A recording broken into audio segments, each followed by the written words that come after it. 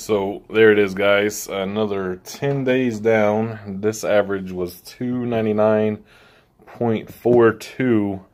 So the last 10-day average was 302.54. Right at a 3-pound difference. 10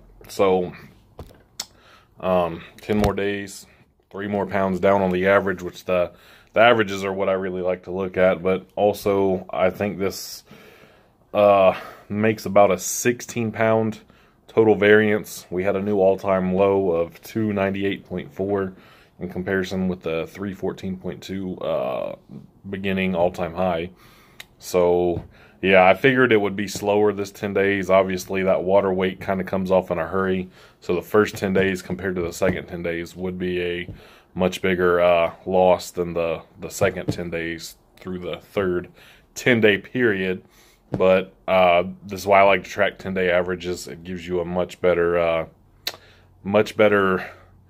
sense of where you're actually at versus, maybe you just weigh in once a month, and that could have been on a day where you're retaining a lot of water and or a day where you aren't retaining a lot of water, and can really skew your perceived progress, either good or bad, depending upon which direction that was. So take averages of your weights, guys. Don't be afraid to step on the scale every single day.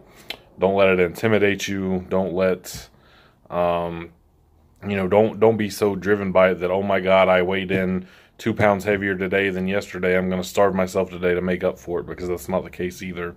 When you really commit to these averages, whether you want to do weekly or 10 days like I do, it really shows you a lot in terms of total variance in a given 10-day period.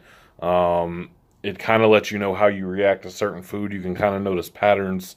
If you eat similar foods and maybe you throw in something different on a day and you notice an unusual weigh-in the day after, well, maybe try eating that food again and see if it gives you another unusual weigh-in, and kind of helps you see how you react to certain foods. I know a lot of people have problems handling dairy, so it'd be something where, which me, I do consume dairy and it doesn't seem to bother me, but say you're hitting your calories and you weigh in consistently about the same for 3 days in a row, and then day 4 you decide you want, a quart of chocolate milk with your food. Same calories, same macros you hit the day before, and then all of a sudden the next day you weigh in 5 pounds heavier than normal.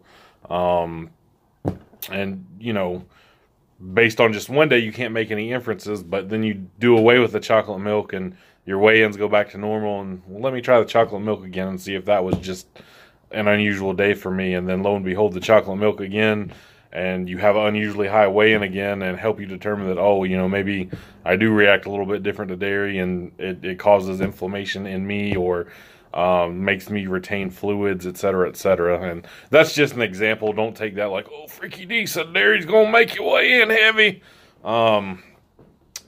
It's just when you track things consistently, you can log things and you can find out data and information about yourself and your body and how it responds to these things that you may or may not have known before.